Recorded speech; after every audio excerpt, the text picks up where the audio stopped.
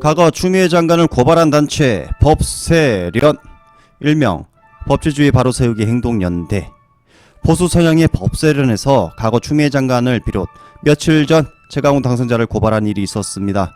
오늘 서울중앙지검 형사 1부로 최강욱 당선자의 고발장이 배당이 되었습니다. 현재 수사에 착수한 상태로 알려졌습니다. 도대체 이들은 누구이며 검찰과 어떤 관계가 있길래 이들이 고발한 사건은 신속하게 배당이 되며 수사에 착수하고 있는지, 검찰과 보수단체의 유착관계 또한 우리가 관심을 둬야 할 문제라 보입니다. 그렇다면 최강욱 당선자를 어떤 혐의로 고발을 했는지 한번 알아보겠습니다. 그리고 이들이 최근에 고발했던 우리 여당 인사들은 어떤 분들이 있는가, 그 고발 건들을 전부 다 한번 모아봤습니다. 아주 좋은 정보가 될 것입니다. 이들의 고발장은 이렇습니다. 최강욱 당선자는 2017년 10월 조국 전 장관과 경제공동체인 정경심 교수에게 자녀 입시를 위한 허위 인턴 증명서를 발급해 주었다. 이듬해 9월 조국 전 장관의 청와대 민정수석으로 들어가는 시기 이 두 사람의 거래가 진행되었는데 최강욱 당선자를 청와대 공직기관 비서관에 임명을 시켜주었다. 그래서 법세련은 조국 전 장관의 아들에게 허위 인턴 학위서를 주고 청와대 공직기관 비서관 자리를 얻었다. 일종의 뇌물을 공유한 죄, 이렇게 고발한 것입니다. 이런 소설에 가까운 고발장에 검찰이 수사를 착수했다. 정말 아이러니하는데요. 왜 꼭 보수단체에서 고발을 하면 득달같이 달려드는지, 검찰과 보수단체는 도대체 어떤 관계가 있는지 매우 궁금해집니다.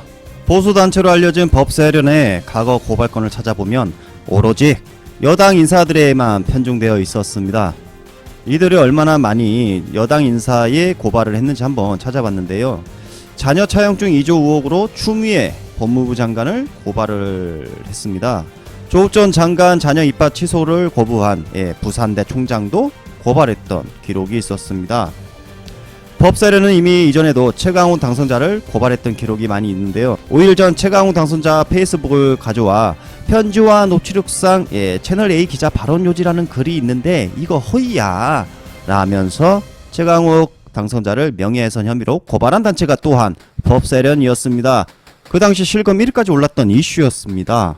법세련의 최강욱 당선자 명예훼손 고발된 사건, 아이러니하게 서울중앙지검 형사 1부로 배당이 되었습니다. 그리고 오늘 뇌물 공유죄 또한 아까 말했듯이 형사 1부로 배당돼 수사가 착수된 상태입니다. 형사 1부와 보수단체는 어떤 관계야? 보수단체와 한 줌도 안 되는 검찰과는 도대체 어떤 관계인가 궁금해집니다. 최근 들어서만 법세련의 고발장은 수를 셀 수 없이 이루어지고 있었습니다. 이에 말했던 고발장 말고도 또 많은데요. 조국 전 장관 자녀 입학 취소 거부했다는 이유로 고려대 총장도 고발한 일이 있었습니다. 결국 모든 고발장은 조국 전 장관에 맞춰져 있는 계획된 일들이 아닌지 합리적인 의심을 해보게 되는데요. 여기서 끝나지 않습니다. 지난달에는 박능후 보건복지부 장관을 고발했습니다. 미필적 고의에 의한 살인 혐의. 이 고발장 내용은 중국인 전면 입국 금지를 거부와 사망자 사이의 인간관계를 볼 때 고의성이 인정된다.